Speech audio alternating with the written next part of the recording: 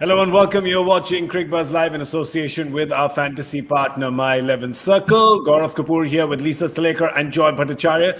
The news from the first game is that Rajasthan has pretty much destroyed Hyderabad. Hyderabad still can't get a win. For love or money or change in captain or change in batting order, nothing is working for them. But for Rajasthan, well, things are looking much better. A 55-run win over Hyderabad, which means that on the points table now, things looking much better for Rajasthan, but looking pretty much over, you'd say, Lisa, for Hyderabad?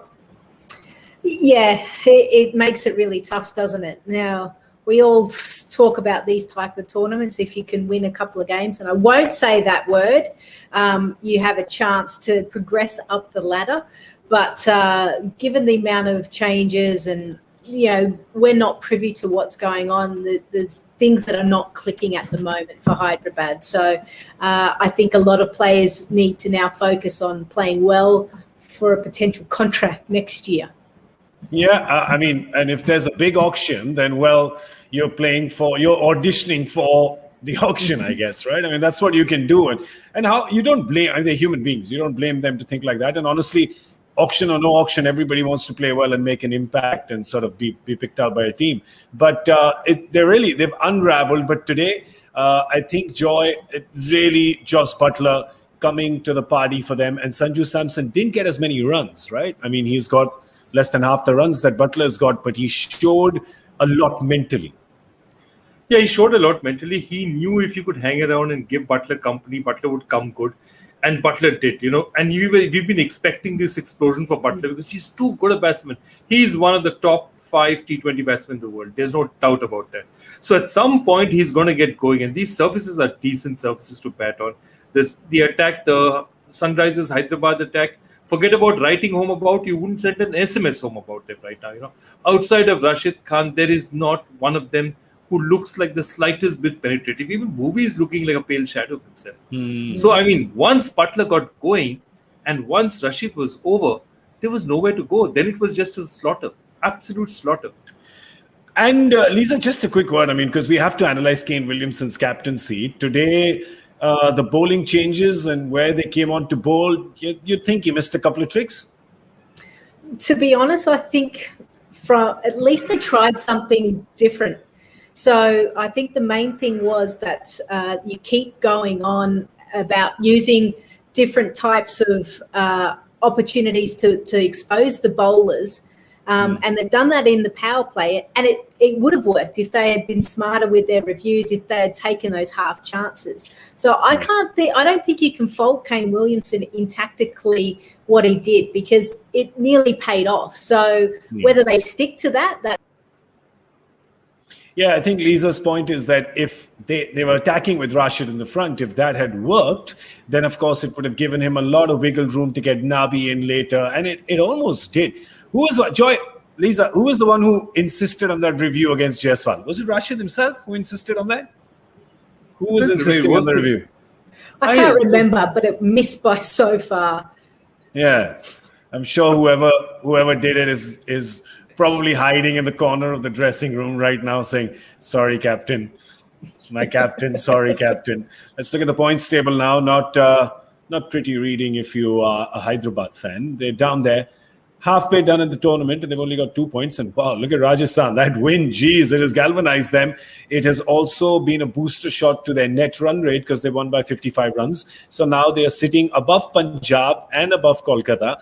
And sitting above Punjab, even though it's the same win-loss ratio, same number of games, Punjab, of course, can turn it around today because they are playing against Delhi. The bad news for them is that they've lost their captain KL Rahul to appendicitis. Geez, that's the first I'm hearing of that. Lisa, that's really bad timing, bad luck.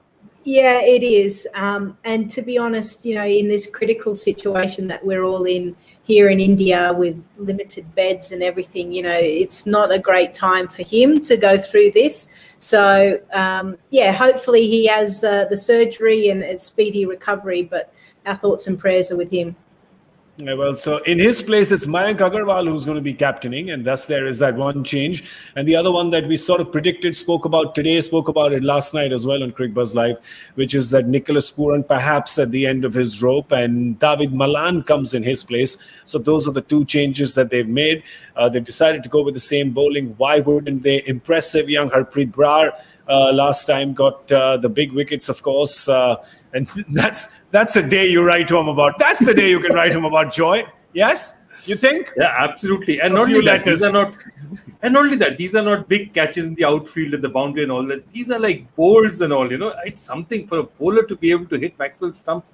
I mean, that gives you a kick that, is very, very difficult to replicate. And he's been waiting for it. This background story. I mean, this guy's keeps trying, comes to the Punjab trials, keeps trying, never gets to the team, then decides he's going like every self-respecting Sardarji would to Canada for a life. And then this time they pick him. So he stays back and he plays. Wow, that's such an amazing story. He's from Moga, isn't he? He's from Harmanpreet's village, isn't he? Yeah. He's from Moga. He's from Moga, born in Moga, but most of the cricket he plays in a place which is very close to Chandigarh called Zirakpur. So really, he's played his cricket in Zirakpur, yeah.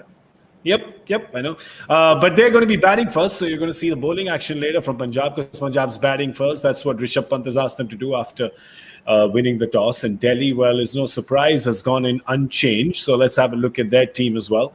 They've got in-form openers with Shikhar and Prithvi. Surprising, though, we were calling that perhaps they may have a change, leave Steve Smith out, play Rahane, and that gives them space to play Nokia, but they haven't done that. Still playing with only one half of that destructive pair from last year, Rabada and Nokia. Then you have the captain, Shamran Hetmaya, Marcus Stoinis, aggressive hitters there, as are Akshar Patel and Lalit Yadav. And then the pace bowlers, Kagiso Rabada, Ishant Sharma, and Avesh Khan, who has been just in brilliant form, really. He's one of those unsuspecting heroes of Delhi, hasn't he been, Lisa? Yeah, he has. And the great thing is that there have been players, and we spoke about it, that have always stepped up. And he's just another one of those players. So it's exciting. And I look at the decision of not dropping Steve Smith. We've all been calling for it. But maybe it's around, well, let's keep a winning formula going. Maybe they want to credit the players for getting across the line and winning. So maybe when they start to lose, then they'll look to make the changes. But you feel that they've got more ammunition in the tank, that they're about ready to unleash. So for other teams to look and go, hang on, you haven't even got Nokia in the side. Like, how is that even possible? But there's still more, I think, with Delhi still to come. You just keep thinking that maybe Nokia playing along with Rabada, with fast bowlers hunting in pairs, etc., that may even unlock, the Rabada of 2020, of 2019, because so far Delhi hasn't seen that Rabada as much as they would like to. But today could be that day. Well, do you have Rabada in your team? You can't have Nokia in your team. No, you can't, because he's got to be playing. He's not. Go to my11circle.com and download the app, and of course pick 11 players, a combination of players from Delhi and Punjab. And with every game, you can turn 1 into 1 crore. And we're going to help you on your way, aren't we? Oh, because we're just lovely people. That's what we are. We're lovely people. We'll give you our My 11 Circle smart picks. I don't know why. I wasn't even in Braveheart. That's a terrible accent. Lovely. Well, it's a lovely people, Lisa. Come on, lassie. Get on board. Get on board the train. Please. I was so busy doing that, I didn't even read the smart picks. Can you just bring them up again, please? It's like focus on my job. It's Ravi Bishnoi, Marcus Stoinis, and Chris Gale. And why exactly are we picking them? One by one, bring the numbers up. Come on, Wilson. Get the job done. Come on, my boy. Come on, Bishnoi. Let's talk about Bishnoi. He was first choice for Anil Kumble last season. We didn't see him this season for a bit.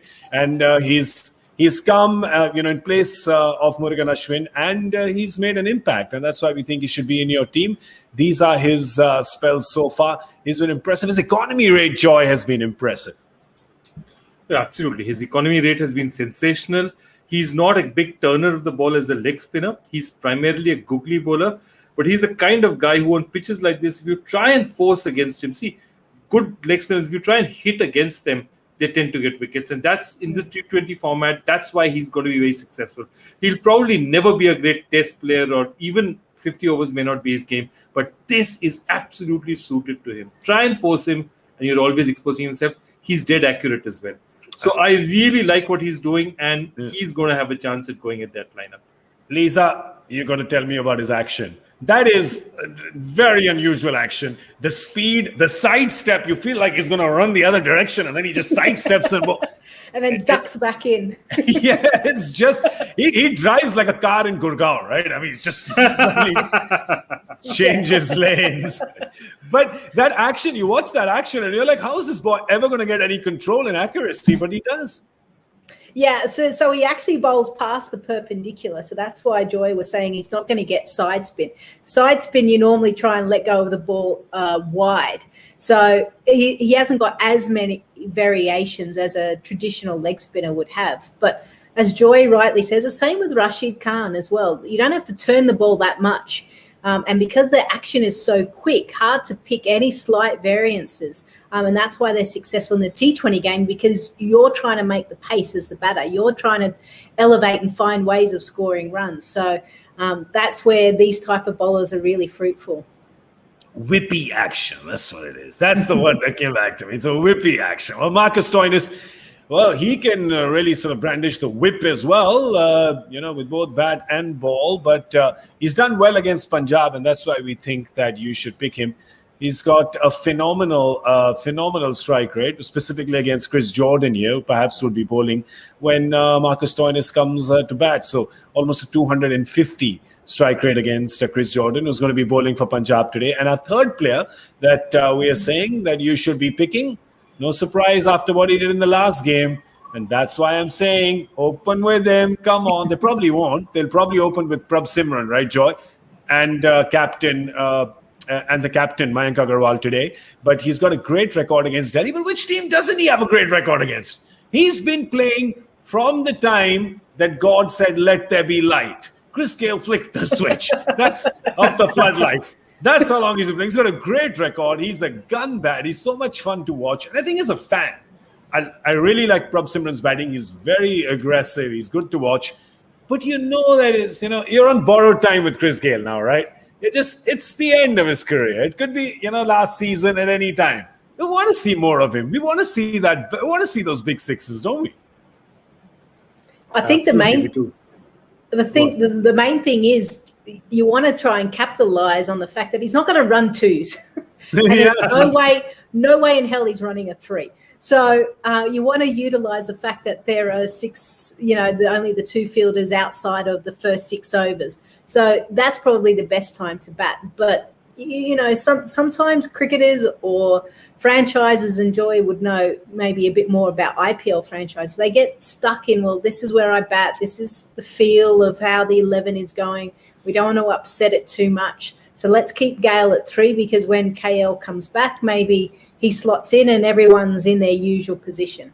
And Bob's your uncle. Well, but that's what they're doing. But, that just can tell you that see Prabh Simran walking out anyway with Mayank. So still no Gale to open today. Will you see him in the power play? Well, if he's there, then don't rule out something like 5 boundaries or 4 sixes in and over towards the end of the power play. Well, anyway, it's time for us to go. But before that, I want to tell you about Cricbuzz Plus. And got a little promo. Let's just play some visuals. Go. Right, here we go. Okay, right. Coffee.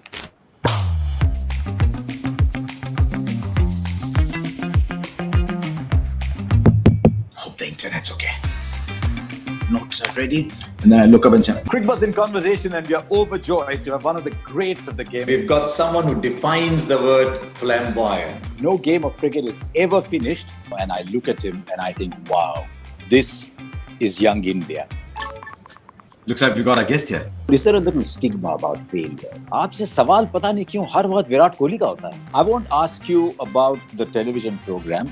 Too much has been written about it. That you're disappointed at having to prove that the 2011 final is clean. Time for some good old conversations. Cricbuzz in Conversation is back with season 2.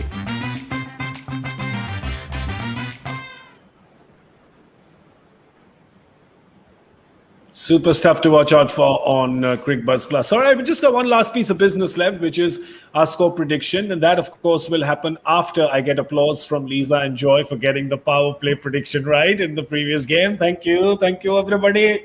Very kind. Very generous. Thank you. Did you reverse the decision? Is that what you did? Either you reversed the decision or you were going to start the Macarena, one of them. Or I missed my hands because I really didn't want to give you a clap. Well, it's our chance. All three of us have a chance of gaining some more claps or missed claps by guessing what Punjab would end up scoring. So what are your guesses? What are your guesses? Gaurav, I want you to say 182. 182. Well done. I'm gonna go 176. Excellent. Joy? Down? Above? 160. We're still It's a low ball day today. Just. Can I, before we go on about the scores, did you notice the Harsha with that little clip? You notice the times when he probably didn't have his hair cut, things like that? Next time, just look out for that promo in the lockdown phases. Yeah, the lockdown hair. We can track when the episodes were shot. Correct. Exactly. Get a timeline on them. Okay, excellent. We're going to do that. Good catch, Lisa. Good catch. Thanks. Well, we're going to see you at the end of the 10th over for Cricbuzz Combox. Thank you so much for watching. Big thank you to Joy and Lisa. You were watching Cricbuzz Live in association with our fantasy partner, My 11 Circle.